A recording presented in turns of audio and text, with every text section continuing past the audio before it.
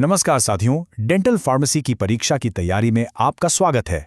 आज हम एक बहुत ही ज़रूरी अध्याय को जल्दी से रिवाइज करेंगे जो आपके एग्जाम के लिए बहुत महत्वपूर्ण है। तो चलिए बिना देर किए शुरू करते हैं। अच्छा, एक सवाल जो लगभग हर छात्र को परेशान करता है वो ये है कि डेंटल प्रोडक्ट्स की इन 8 अलग-अलग श्रेणियों को याद कैसे रखा जाए। परीक्षा के समय अक्सर कंफ्यूजन हो जाता है ना?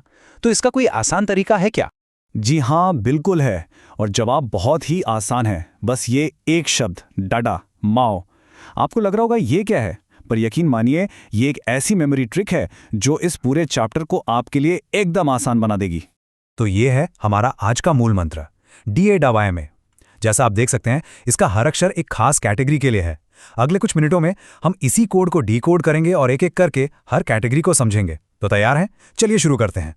तो सबसे पहले हमारे मेमोनिक के पहले 2 अक्षर उठाते हैं, D और A, यानी डेंटिफ्रीसिस और एंटी कैरीज एजेंट्स। ये दोनों ही हमारे ओरल हेल्थ की बुनियाद हैं। पहला D है डेंटिफ्रेसिस के लिए। अभी कोई मुश्किल शब्द नहीं है, आसान भाषा में कहें तो ये हमारे रोजमर्रा के टूथपेस्ट और टूथ पाउडर ही हैं। इनका सीधा सा काम है दांतों की सतह को अच्छे से साफ करना और उन्हें पॉलिश करना। किसी भी टूथपेस्ट में क्या होता है ये समझना एग्जाम के लिए ज़रूरी है। सबसे पहले हैं अपघर्षक, जैसे कैल्शियम कार्बोनेट, जो असल में सफाई का काम करते हैं। फिर आते हैं ह्यूमेक्टेंट्स, जैसे ग्लिसरीन, जिनका काम है पेस्ट को सूखने से बचाना, उसमें नमी बनाए रखना। इन दोनों को ज़रूर याद रखिएगा।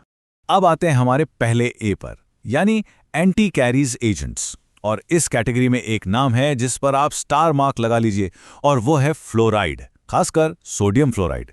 ये परीक्षा में पूछे जाने वाले सबसे पसंदीदा सवालों में से एक है। तो आखिर ये फ्लोराइड करता क्या है? देखिए, हमारे दांतों की जो बाहरी परत है इनेमल, वो बनी होती है हाइड्रोक्सीएपेटाइट से। जब फ्लोराइड इसके संपर्क में आता है तो वो इसे बदल देता है फ्लोरापेटाइट में। और ये जो नया फ्लोरापेटाइट बनता है वो एसिड के अटैक से लड़ने में कहीं ज़्यादा मजबूत होता है। बस यही इसका सीक्रेट है। चलिए अब डाडा माओ में आगे बढ़ते हैं और अगले D और A की बात करते हैं। अब हमारा फोकस होगा दांतों की संवेदनशीलता यानी सेंसिटिविटी और प्लाक की समस्या पर। हमारा दूसरा D है डिसेंसिटाइजिंग एजेंट्स के लिए। ये वो चीज़ें हैं जो दांतों में होने वाली झंझनाहट को कम करती हैं। ये काम कैसे करती हैं? ये असल में दांत के अंदर डेंटिन में मौजूद नसों को शांत करती हैं, उनकी प्रतिक्रिया को ब्लॉक कर देती हैं। और इसका सबसे बड़ा हीरो है पोटेशियम नाइट्राइट। ये नाम जरूर याद रखिएगा। और अगला ए किसके लिए है? Anti plaque agents. इस कैटेगरी का किंग है क्लोरहेक्सिडिन। इसे प्लैक घटाने और मसूड़ों की सूजन, जिसे जिंजिवाइटिस कहते हैं, उसके इलाज के लिए सबसे बेहतरीन माना जाता है। ये पॉइंट एग्जाम के लिए बहुत ही ज़्यादा महत्वपूर्ण है। अब हम डाडामॉस के अगले 2A पर आ गए हैं, एस्ट्रिंजेंट्स और एंटीसेप्टिक्स। यहाँ पर छात्र अक्सर गलती करते हैं क्योंकि दोनों के नाम एक जैसे लगते हैं। तो आइए इनके बीच का फर्क एकदम साफ साफ समझ लेते हैं। तो सवाल बहुत सीधा है, एक एस्ट्रिंजेंट और एक एंटीसेप्टिक में असल में क्या अंतर होता है? दोनों ही मुंह की देखभाल में काम आते हैं, पर दोनों का एक्शन, उनका काम करने का तरीका बिल्कुल अलग है। इस स्लाइड पर जरा ध्यान दीजिए। एस्ट्रिंजेंट्स जैसे कि जिंक क्लोराइड क्या करते हैं? ये मसूड़ों के ऊतकों को सिकोड़ते हैं, उनमें कसाव लाते हैं, जिससे खून बहना कम हो जाता है। वहीं दूसरी तरफ एंटीसेप्टिक्स जैसे हाइड्रोजन पेरोक्साइड सीधे सीधे बैक्टीरिया और दूसरे सूक्ष्म जीवों को मारते हैं ताकि इन्फेक्शन ना हो। तो एक कसाव लाता है, दूसरा कीटाणुओं को मारता है। यही इनका मुख्य अंतर है। और अब हम अपने मेमोनिक DAAA मैओ के बिल्कुल आखिरी पड़ाव पर हैं। अब बचे हैं M और W, यानी माउथ वॉश और वाइटनिंग एजेंट्स। M से आता है माउथ वॉश।